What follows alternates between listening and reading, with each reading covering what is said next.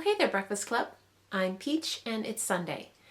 Like most people, I get depressed every now and then, but I do not have clinical depression, so I don't feel comfortable with commenting on the current topic at length or offering much advice regarding it. The only thing I will comment on is JJ Talk's video from last Tuesday, in which she ponders why a person she knows who comes from a well-off family and has little responsibility would suffer from depression. Clinical depression doesn't only afflict people who have crappy or rough lives.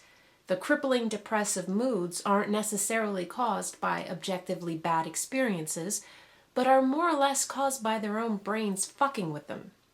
That's why it's a disease. Fortunately, I don't have that disease.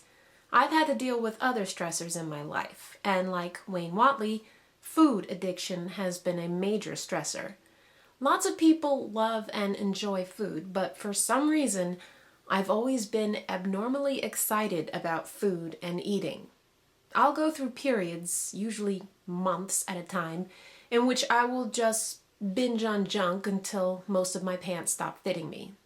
And then vanity will motivate me to drop the weight. And then 6 months later, the cycle starts all over again. Last summer, we reopened our deli, and moderation just couldn't survive having an entire store at my disposal. I gained about 25 pounds between June and December.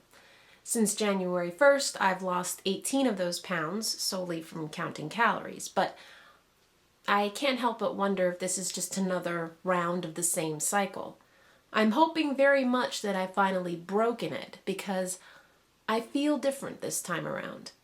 Most of the other health kicks that I've been on, which have always turned out to be temporary, would always have me becoming practically obsessive with keeping to a strict daily calorie limit, with not going over, but also making sure that I didn't eat far too little, since I've long since understood that starving causes low metabolism and even more weight gain.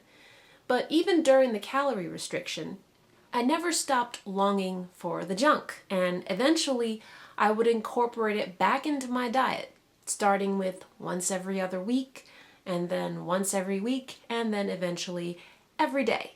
But this time, something occurred at the beginning of my weight loss that seems to have affected my appetite long term. I got sick for about a week in January. It was definitely the flu because I lost my appetite completely, but because I had had the flu shot, I didn't get as sick as I usually get with the flu. So I took full advantage of my immune system turning off my hunger, which helped me overcome the temptation to cheat. The weird thing that happened is that my appetite has never really returned the way it had been before.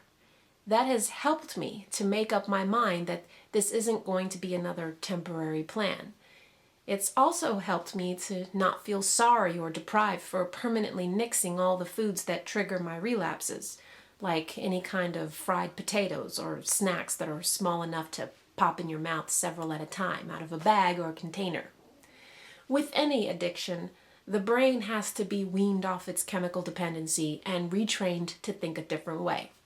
It's extremely difficult, but you have to want it badly enough in order to stick with it for the rest of your life. And that's all from me today. Be sure to subscribe to the Breakfast Club channel if you haven't already. Give this video a thumbs up, and I will see you all here next Sunday. Paul, you're up next, and we will see you tomorrow.